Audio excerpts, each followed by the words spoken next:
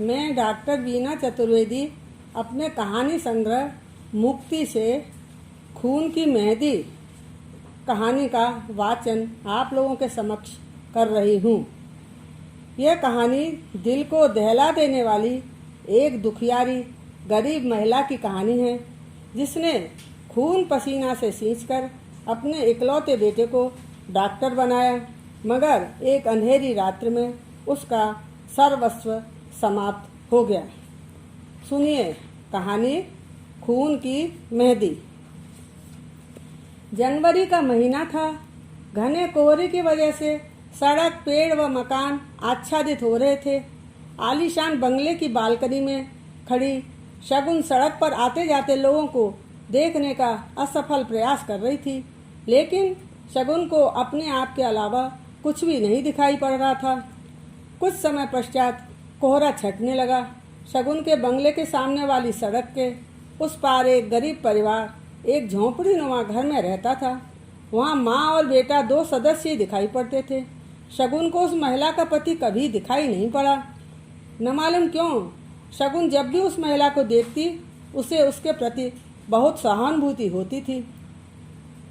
एक शाम शगुन ने अपने बंगले के बाहर बड़ी दीनहीन दशा में उस महिला को देखा। वह महिला बड़ी आशा भरी दृष्टि से कभी बंगले के दरवाजे की ओर तो कभी ऊपर नीचे टकटकी लगाकर देख रही थी।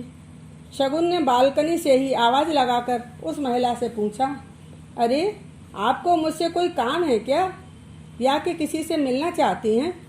उस महिला ने जवाब दिया, मालकिन मुझे आपसे ही मिलना है। क्या आप 2 मिनट मुझसे बात कर सकती हैं?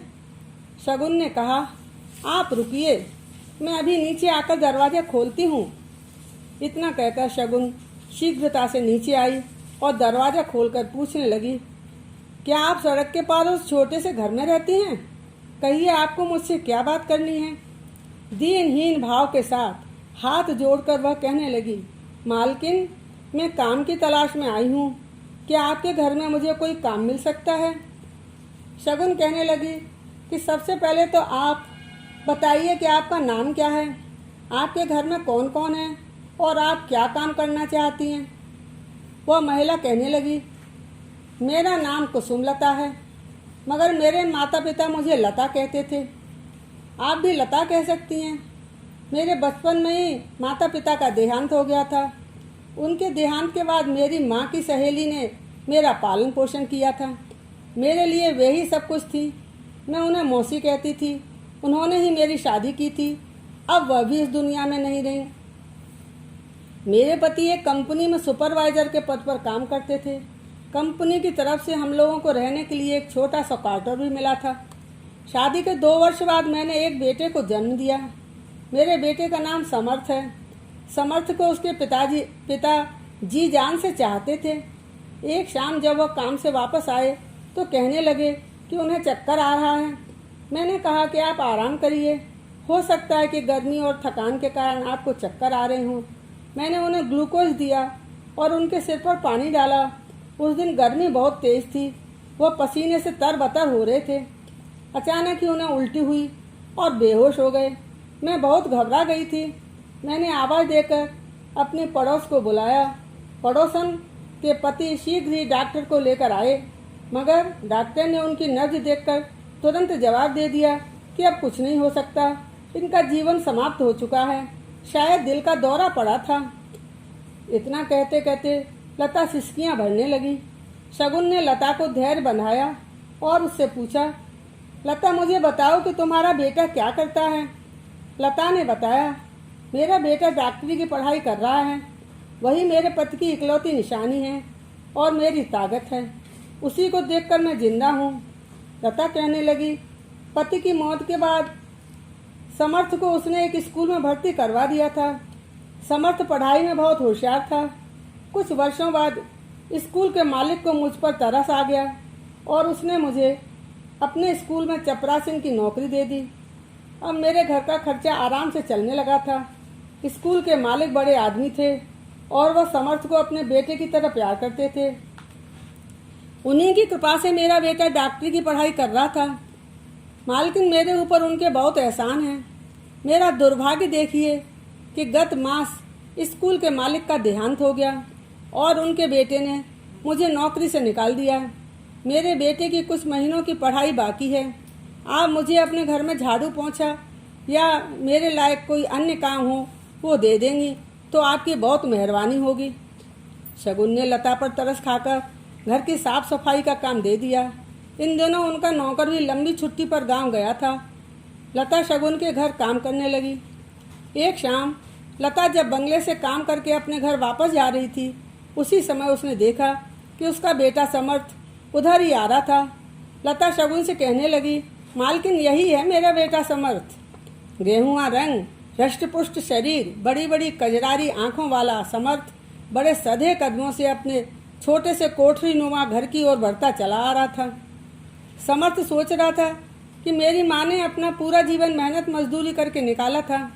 वो अपने काले बालों को इस उम्मीद में सफ़ेद कर चुकी थी कि एक दिन उसका बेटा लायक बन जाएगा। अब वह समय आ गया है। समर्थ का चेहरा खुशी से दमक रहा था। उसकी आंखों के समक्ष माँ का चेहरा घूम रहा था। बचपन के दिनों में माँ उससे जो कहा करती थी, उन्हीं स्मृतियों में वह खो गया। माँ कहा करती थी, मेरे बच्चे, तुम अकेले मेरे दिल की ताकत हो। तुम्हारा चेहरा देखकर ही मैं जी रही हूँ। दिल करता है कि अपनी जान भी तो उस पर कुर्बान कर दूँ। बेटा, तुम पढ़ने में खूब मन लगाना और बड़े आदमी बनना। पढ़ाई के अलावा तुमको किसी भी चीज़ के बारे में सोचने की ज़रूरत नहीं है। जब तुम पढ़ लिख कर बड़े हो जाओगे तब मैं तुम्हारे लिए बहुत सुंदर सी दुल्हन लाऊंगी। स्मृति में खोया हुआ समर्थ अपने घर पहुंच गया। हमेशा की तरह घर की कुंडी बजाने लगा। तभी उसने देखा कि दरवाजे पर तो ताला जड़ा हुआ था। उसी समय तेज कदमों से उसकी माँ लता वहाँ आ गई और उसने ताला खोल दिया। समर्थ छोटे बच्चे की तरह अपनी माँ से लिपट गया। लता बड़े प्यार से उसे गले लगाकर उसके सिर पर हाथ फेर रही थी। लता समर्थ से पूछने लगी, क्या बात है बेटा, आज तुम इतना खुश क्यों लग रहे हो? समर्थ कहने लगा, माँ, आज आपकी तमन्ना पूरी हो गई। लता पूछने लगी, बेटा, मेरी कौन सी तमन्ना, मैं समझी नहीं। खुशी के साथ समर्थ कहने लगा, माँ, आप उस दिन भगवान से कह रही थी कि हे भगवान, मुझे तब तक जिंदा रखना जब तक मेरे बेटे के बदन पर मैं सफ़ेद कोट न देख लूं। माँ, अब आप मुझे सफ़ेद कोट में ही देखा करेंगी। लता ने चहकते हुए अपने बेटे को गले से लगा लिया और कहने लगी, ओ मेरे लाल, तुम डॉक्टर बन गए। आज तुम्हारे पिताजी की आत्मा को बहुत शांति मिल रही होगी। लता की आंखों से खुशी के आंसू बहने लगे और वह पुरानी यादों में खो गई। उसे अनायास ही अपने पति की कंपनी के मालिक का बर्ताव याद आया, जिसने पति के गुजर जाने के बाद उसकी किसी भी प्रकार की मदद नहीं की थी। तुरंत ही क्वार्टर खाली करने के लिए कह दिया था। उस समय समर्थ मात्र 3 वर्ष का मासूम बच्चा था। उसकी समझ में नहीं आ रहा था कि वह अपना और अपने फूल से बच्चे का जीवन यापन किस तरह से कर सकेगी। स्वयं को और बच्चे को जिंदा रखने के लिए उसने मजदूरी करनी चाहिए, मगर वह भी नहीं मिली। तब वह घर घर जाकर कपड़े धोने का काम करने लगी। सुबह से शाम तक कपड़े धोते रहने के कारण उसके हाथों में छाले पड़ गए थे। इस तरह जी तोड़ मेहनत करने के बाद बस इतना ही मिलता था कि वो अपना और बच्चे का किसी तरह पेट पाल रही थी। समर्थ ने पूछा, माँ, आप कहाँ खो गई? लता कहने लगी, कहीं नहीं बेटा, नहीं मालूम कि आज मुझे इतना डर क्यों लग रहा है। समर्थ हंसते हुए कहने लगा, माँ, किस चीज़ से आपको डर लग रहा है? आप तो मेरी शक्ति हैं। दबदबाई आंखों से लता कहने लगी, बेटा, कहीं तुझे लोगों की बुरी नज़र नहीं लग जाए। समर्थ ने लता माँ के दोनों हाथों को अपने हाथों से दबाते हुए कहा, अरे माँ, जब तक आपकी दुआओं का साया मेरे सिर पर है तब तक किसी की बुरी नज़र का साया मुझे नहीं लग सकता। माँ बेटे दोनों ने खुशी खुशी खाना खाया। जिंदगी आज उन पर मेहरबान होकर मुस्करा रही थी। खुशकिस्मती ने उनका दरवाज़ा खटखटाया था। समर्थ अपने काम में अब व्यस्त रहने लगा था। खाली समय में वह मोहल्ले के मरीजों को देखने और उनकी मदद करने में लगा रहता था। समय अपनी गति से गुजर रहा था। सीधी कमर वाली माँ लता अब झुककर चलने लगी थी। बुढ़ापे में उसे बीमारियों ने घेर लिया था। अब आराम करने की ज़रूरत थी। उसकी आंखों की रोशनी कम होती जा रही थी। मोतियाबिंद उतर आया था। वह बस यही चाहती थी कि जल्दी से जल्दी उसके बेटे समर्थ की शादी हो जाए। बहू लाने के लिए वह तड़प रही थी। उसका सोचना था कि कल जब मैं नहीं रहूँगी तब मेरे बेटे समर्थ की देखभाल बहू कर सकेगी। मेरे बेटे के साथ प्यार से बातें करते हुए उसकी सेवा करेगी और तन्हाई में उसकी साथी बनेगी। रात का समय था। संसार के लोग गहरी निद्रा में डूबे हुए थे। सब और रात्रि का सन्नाटा फैला हुआ था। अप्रत्याशित अजनबी आवाज की गूंज ने उसे जगा दिया। लता ने जैसे ही आंखें खोली तो उसने देखा कि 4-5 बंदूकधारी, जिनके मुंह काले कपड़ों से ढके हुए थे, उनमें से एक तेजी से आगे बढ़ा और झटके से उसने सोते हुए समर्थ की बांह पकड़कर यह कहते हुए बिस्तर से उठाया, उठो, हमें तुमसे काम है। अचानक हुए इस हमले से समर्थ स्तब्ध हो गया। डरते हुए मिन्नत भरी आवाज में वह पूछने लगा, इस समय कैसा काम? आप कौन हैं और मुझसे क्या चाहते हैं? समर्थ के हाथ को झटकते हुए वह कहने लगा, बेचैन क्यों हो रहे हो? अभी सब समझ जाओगे। यह कहते हुए वह बंदूकधारी समर्थ को घसीटते हुए बाहर ले जाने लगा। लता ने जब देखा कि उसके बेटे को घसीटते हुए वे लोग बाहर ले जा रहे हैं तो उसके मुंह से चीख निकल पड़ी, अरे तुम लोग ये क्या कर रहे हो? मेरे बेटे को क्यों ले जा रहे हो? उसने तुम्हारा क्या बिगाड़ा है? मैं उसे नहीं ले जाने दूंगी। उसे मारने से पहले मेरी जान लेनी होगी। अरे मुझ पर कुछ तो रहम करो, मैं आंखों से देख नहीं पाती। ऐसा अनर्थ मत करो। लता को खामोश करने के लिए एक बंदूकधारी ने उसके सिर पर बंदूक के कुंदे से जोरदार प्रहार किया, जिसके कारण वह जमीन पर गिर पड़ी और बेहोश हो गई। वह समर्थ को घसीटते हुए घर से बाहर ले गए। पास में ही चुपचाप खड़ा दूसरा बंदूकधारी समर्थ से पूछने लगा, तुम इसी मोहल्ले के डॉक्टर हो? समर्थ ने जवाब दिया, हाँ, मैं इसी मोहल्ले का डॉक्टर हूँ। लोगों की जान बचाता हूँ, तुम लोगों की तरह जान लेता नहीं। क्रोधपूर्ण दृष्टि डालकर बंदूकधारी कहने लगा, कुछ ज्यादा ही बोल रहे हो। हमारे एक साथी के गोली लग जाने पर हमने एक आदमी को तुझे लाने के लिए भेजा था, मगर तूने मना कर दिया था। कुछ याद आया? इतना कहकर उसने बंदूक का कुंदा समर्थ के सिर पर दे मारा। इसी समय कुछ ही पलों में फायर करने की आवाज गूंजी और समर्थ जमीन पर गिर पड़ा। समर्थ के सीने में बाईं ओर से खून का फव्वारा छूटने लगा और वह ढेर हो गया। लता को जब होश आया तब उसने समर्थ को अपने पास नहीं पाया। वह टटोलते हुए समर्थ की तलाश करने लगी। लता के सिर में चोट लगने से उसे चक्कर आ रहे थे। किसी तरह गिरती पड़ती वह बाहर आई। उसे कुछ दिखाई नहीं पड़ रहा था। चंद कदम आगे बढ़ी, वहां समर्थ खून से लथपथ पड़ा था। लता ने बेटे के सिर को अपनी गोद में ले लिया। समर्थ का शरीर ठंडा पड़ चुका था। लता बहुत ही असहाय थी। उसका सीना गम से फटा जा रहा था। वह जोर से चीखने लगी, अरे भगवान, ये क्या किया?